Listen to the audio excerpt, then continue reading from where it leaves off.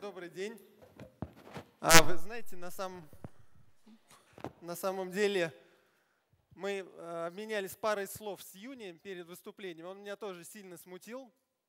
Сказал, он живет в прекрасном доме в центре города Москвы, но прекрасный дом и вся его архитектура меркнет после того, как он выходит из дома и начинает добираться до работы. Несколько часов в безумных пробках. Поэтому в укор всем архитекторам, для чего нужна архитектура прекрасная сама по себе, а можно ли решить энергия города в целом. Постараюсь дать ему в своей презентации на это ответ и всем вам заодно. Итак, пару слов о себе. Я архитектор. Вся наша семья состоит из архитекторов. Также 7 человек насчитывается. Спасибо большое. Родители, супруга, брат с его супругой архитектора. Это наша большая семья, архитектурная мастерская.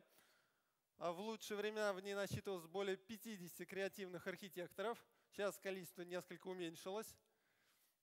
За 20 лет существования мастерской более 40 построек удалось реализовать. Гораздо большее число проектов прошло. Но для себя самоопределение в профессии было отнюдь нелегким. Я серьезно задумывался, действительно ли это какая-то универсальная креативная сила всей моей жизни. И со временем стал на самом деле убеждаться в верности этого, убеждаться в универсальности архитектуры как творческого, такого созидательного начала всего мироздания, как работа как раз изначальной энергии, энергия организации пространства, энергия в чем-то подобной самим изначальным творческим силой Вселенной, то есть какая-то глобальная такая энергетическая концепция. Но в чем же заключается сила настоящей архитектуры, сила организации этой энергии и направление ее в правильном русле, чтобы не стоять полдня в пробках?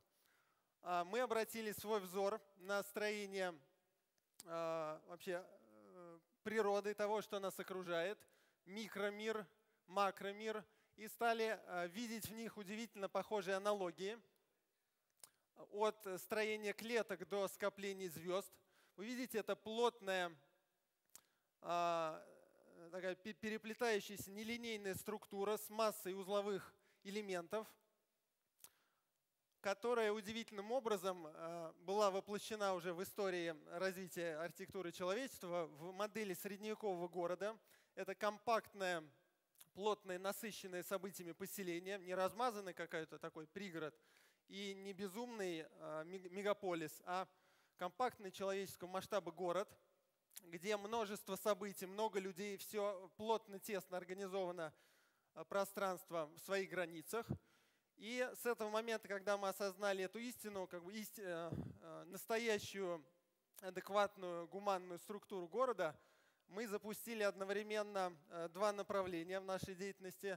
Это проектирование, создание реальных проектов и организация молодежного фестиваля для молодых архитекторов, который так и назывался – «Фестиваль города». Для самих архитекторов это был выплеск той самой креативной энергии, которая не находила своего выхода в реальной работе. А для нас, как организаторов, это была попытка поиска идеального, гармоничного, можно сказать, такой модели города, которая вписывается в окружающую среду и существует в таком балансе с окружающим миром. За 5 лет организации этих фестивалей, которые мы при поддержке Союза архитекторов России стали организовывать, они десантировались в различных невероятных уголках нашей страны и за ее пределами. Каждый город имеет свою тему, свой девиз, свою ауру. Задача всех участников – сделать объект, материализовать энергию мысли в конкретной форме и создать единое, уже такое гармоничное пространство из всех объектов. Фестиваль завоевал большую популярность. До 700 участников собирается каждые полгода в новом месте. Пример типичного такого деструктивного пространства, который первой задачей нашего фестиваля явился, и который за 2 дня усилиями молодых архитекторов удалось превратить в такой полноценный город на воде. Это в подмосковной усадьбе Суханова.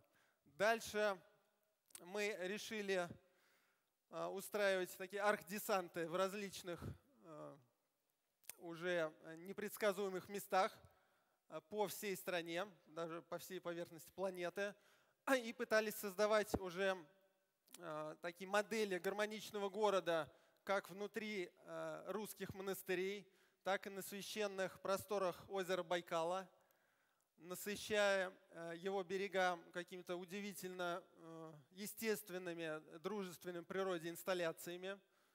Каждая из них была вдохновлена общей темой, и все они формировали, то есть мы учили молодых архитекторов самому главному и учим до сих пор, формировать такое органичное, устойчивое пространство, наполненное креативными идеями, плотными, такими же, как средневековый город, и вот создавая какое-то такое позитивное целое.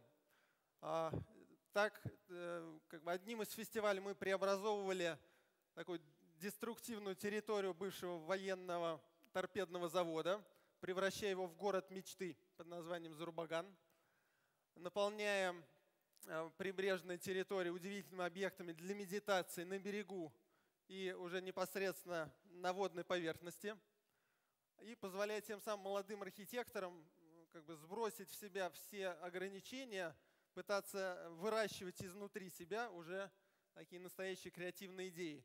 Дальше мы все стали больше задумываться о полноценном экологическом жилище, моделировать его из природных материалов, полностью натуральных: снег, лед и все их производные. Подчас нас забрасывало в невероятные экзотические уголки нашей планеты, как это озеро в предгорьях Алтая, где вообще выжить обычному человеку трудно, а архитекторам это давало новый стимул, огромные трудности позволяли им преодолеть себя и создать уже новое какое-то уникальное и гармоничное вместе с тем природой пространство. Полностью из натуральных материалов архитектура сливалась с окружающим ее миром. Некоторые объекты имели вполне реальные функции, как, например, этот, собиравший дождевую воду и обеспечивающий помывку для всех участников. В зимнее время мы создавали тоже идеальные модели поселений из снега, так называемой снежной деревни, всевозможных конструкций и форм. Наконец, такой последний, самый свежий фестиваль, прошедший уже далеко от России, на острове Вида в Греции. Это была такая модель идеального философского поселения, насыщенное пространство идеями философов всего мира. Ну и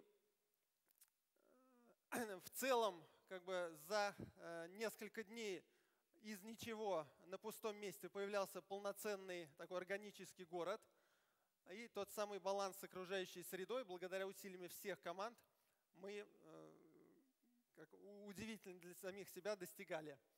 Но вместе с тем ту же самую идею органичного, доступного мира и поселения мы стали развивать в реальных проектах. Самый такой яркий концептуальный из них проект под названием «Лоскутки». Опять же, структура микро- и макрокосмоса здесь воплотилась уже идея органического расселения, то есть как раз плотность средневекового города, отдельные кварталы, подобно отдельным клеткам, группируются вокруг такого ядра поселения зеленого пространства общественных парков. Каждый квартал состоит из домов, как из отдельных атомов. Все они имеют такую свободно развивающуюся форму, что обеспечивается модульными сборками готовых уже конструктивных элементов. Огромное разнообразие вотделочных материалов позволяет уже полностью индивидуализировать жилые дома и вот создать то самое единство непохожих, что отличает дух настоящего города, по мнению Аристотеля. Вот. Более масштабная уже генерация такого органического пространства, подобное как бы развитию таких плесени на поверхности Земли. Это развитие жилых кварталов, полностью основан на идеях устойчивого организации пространства. Это архитектура самоштабная человеку, которая, как бы попадая в такое окружение, человек сам для себя, не осознавая, начинает открывать в себе скрытый потенциал, использовать скрытые силы.